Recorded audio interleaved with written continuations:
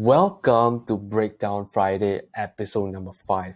My name is Bor, and every week I will break down a piece of copy that I've written in the past week, whether it's long form, short form, emails, Facebook ads, social posts, or sales pages.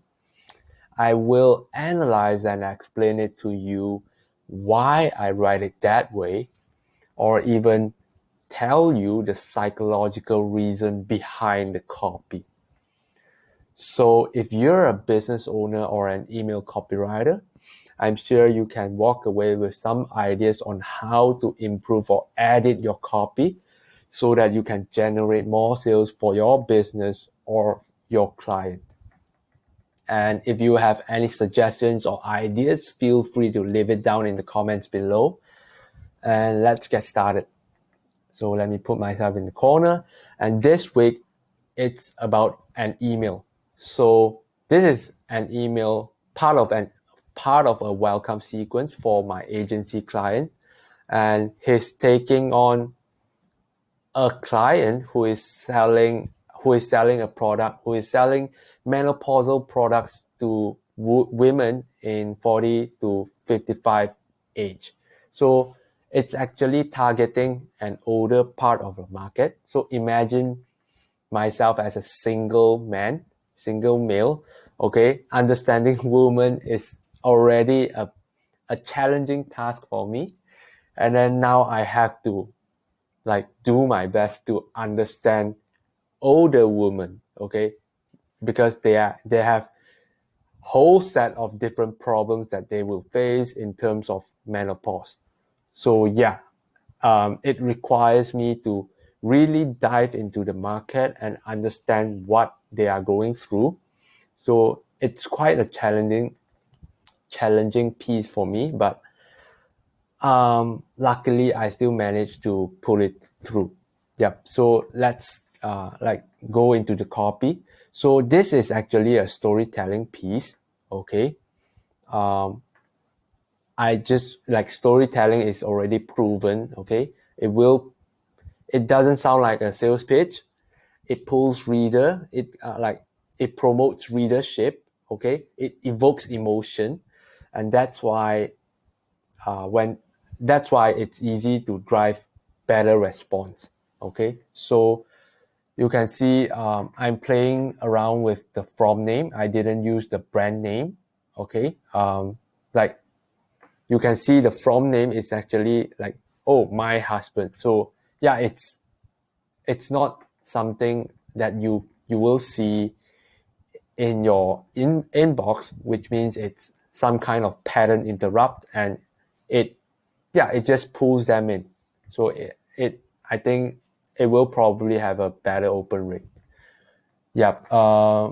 It's the two variation of the line that her husband actually told her. Okay, so let's continue with the copy.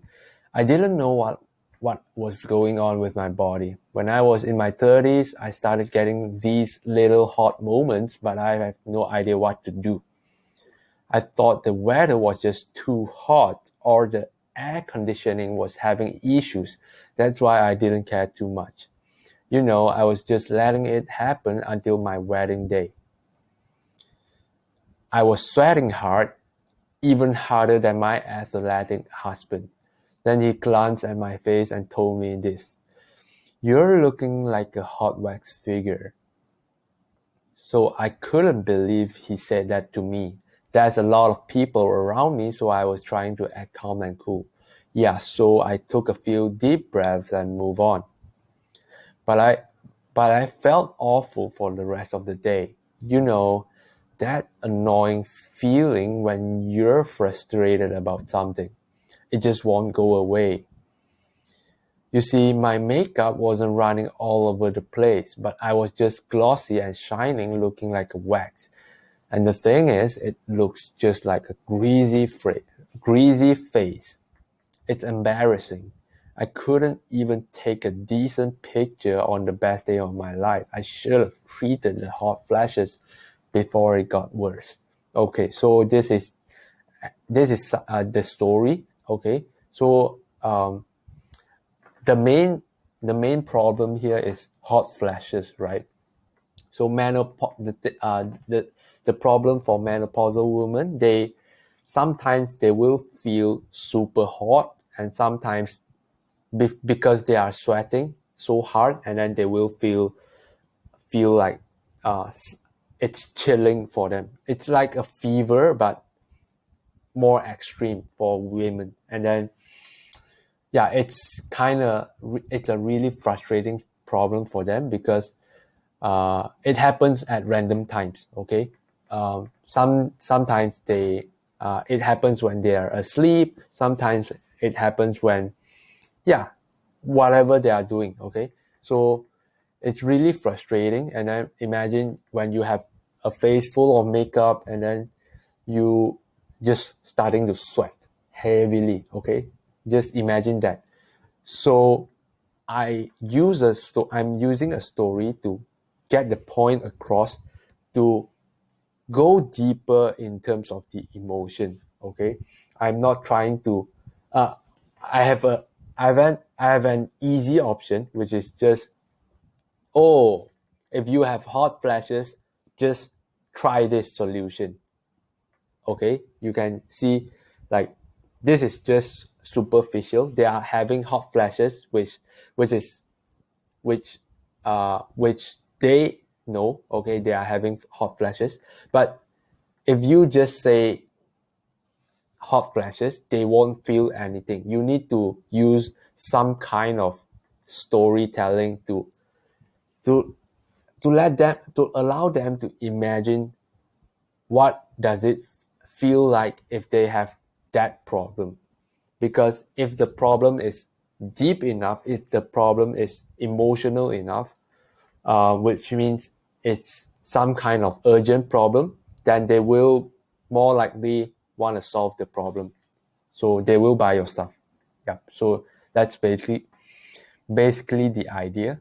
Okay. So now I twist it into the call to action. Okay. Now, first name, you know what? That's what happened to Jackie. You and I can see how annoying a hot flash is. Whether you are sleeping, working in the office, or having a wedding, it just strikes at random times. And guess what? It happens to most women close to your age. It's natural, it's biological. In other words, it's not your fault, but it's your responsibility to take care of your body. So here, I didn't want to put the blame on them, and it's actually true because this happens to women who is undergoing menopause.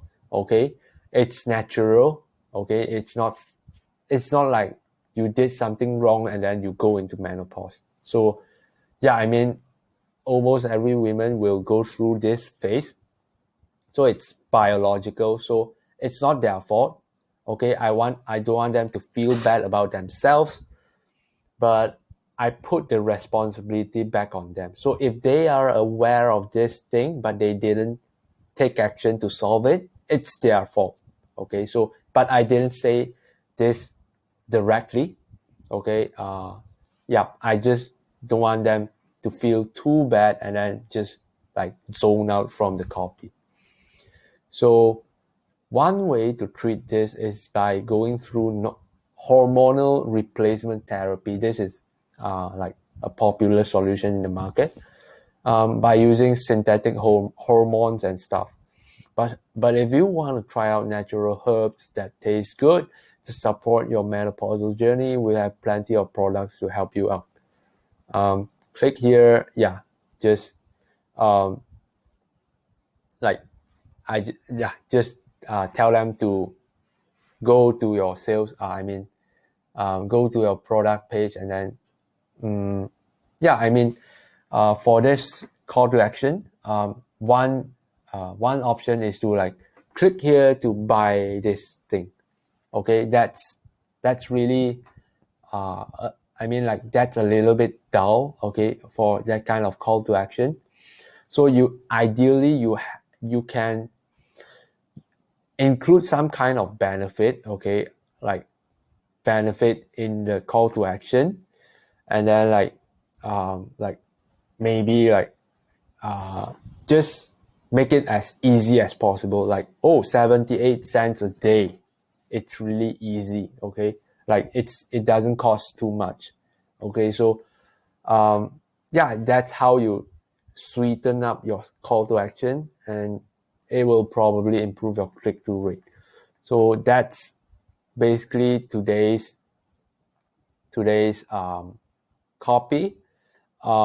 And if you're wondering like how did I like get this story, and this is not something that I made up. Okay, it's not made up. It's actually I found this in one of the video testimonials of the company. The customer is actually telling, I mean like reviewing the product and then like telling her story. And this is actually her story. I'm just worded in a readable way. Okay, like in terms like worded in a readable way, and then like just turn it into something readable. Yes, because when someone is telling a story, they may go back and forth and then like repeat something else, and then so I have to edit all the parts out and then make it into something readable and much more compelling to read. Okay, because if you follow a chronological timeline, it may feel dull. Okay, you just want to ideally pull out the gut wrenching part of the copy, and then like pull it up so that people can feel the emotion, and then they will more likely to read your whole copy. Yep, that's basically it. And yeah, the transition part, and then like put the blame away from them. Yeah, I mean, I hope you can see the importance of storytelling, um, because you can make this like educational, but it's just not that compelling to people because one, it will feel a little bit dull, and second, it feels like you are selling something, you are educating them with something. But if you start with a story, it's a story, right? I mean, if the reason why you read news, I mean, like all the news online on Facebook or whatever, the reason why you read those things is that they are an interesting story. I mean, like it's like a story. It's interesting. That's why you want to read. It's not that you read it because you want to buy something, right? I mean, yeah, you just use story to pull them in and then transition into your call to action. So I hope you get the point, and then like see you next week.